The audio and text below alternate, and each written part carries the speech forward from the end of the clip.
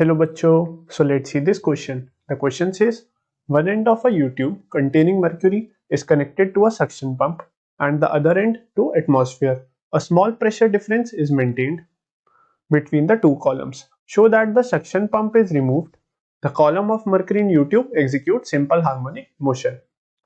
तो देखिए बच्चों, इस क्वेश्चन में बोला है हमारे पास एक U-tube है which contains mercury inside it. And जब देखिए एक तरफ हमने यहाँ पे एक सक्शन पंप अटैच कर दिया, तो सक्शन पंप अटैच करने पे हमारा जो यहाँ का मर्क्यूरी कॉलम है वो ऊपर की तरफ एक्सटेंड करा bye N height 2y and यहाँ से एटमॉस्फेरिक प्रेशर के कारण ये एक y डिस्टेंस से नीचे चला गया।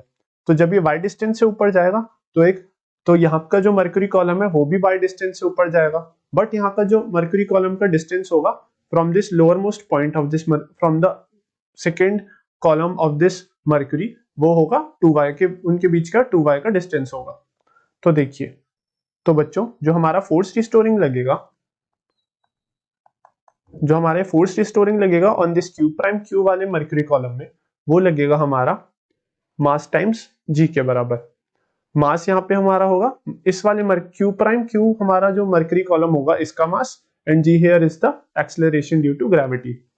और देखिए, अब देखिए जो हमारा मास होगा इस वाले मर्क्यूरी कॉलम का वो कितना होगा, बेसिकली वो मास होगा डेंसिटी टाइम्स वॉल्यूम के बराबर। एंड इस मर्क्यूरी कॉलम का जो वॉल्यूम होगा, अगर इसका क्रॉस सेक्शनल एरिया हम बोले A, तो हमारा इसका मास होगा मर्क्यूरी कॉलम का rho times A into length of this mercury column which is 2y। So बच्चों हम यहां से लिख सकते हैं जो रिस्टोरिंग फोर्स होगा वो बराबर होगा 2y A रो G के बराबर, राइट। ये हमारी आ गई equation 1। This will be the force restoring.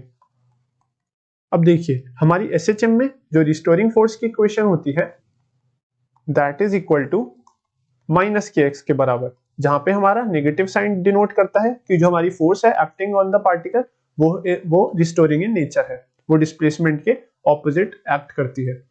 तो देखिए अगर हम इस इक्वेशन 1 को और इक्वेशन 2 को इक्वेट करें, इसको कंपेयर करें हम बेसिकली, तो ऑन कंपेयरिंग यहाँ पे देखिए सबसे पहले हमें इक्वेशन 2 को देखना होगा। जब हमने यहाँ x लिया है बेसिकली हमारा है displacement from the mean position. तो q प्राइम q वाला जो मर्क्यूरी कॉलम है इसका जो डिस्प्लेसमेंट है फ्रॉम दिस मीन पोजीशन, वो मीन पोजीशन का डिस्प्लेसमेंट है हमारा 2y का। तो इसको पहले हम लिख लेते हैं माइनस के टाइम्स 2y के बराबर।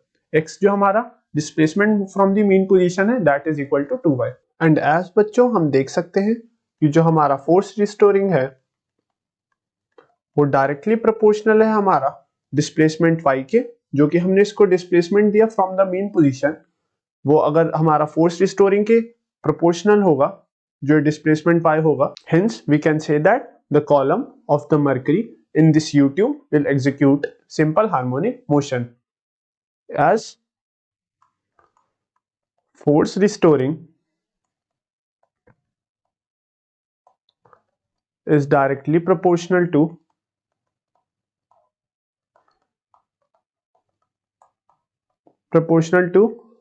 the displacement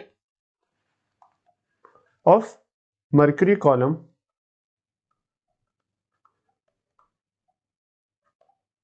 hence we can say that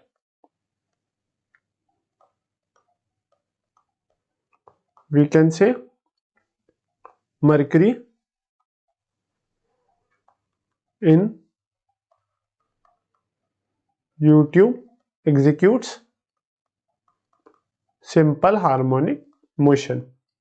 So this will be the final answer for this question. So I hope bachcho you understand this question well and best of luck.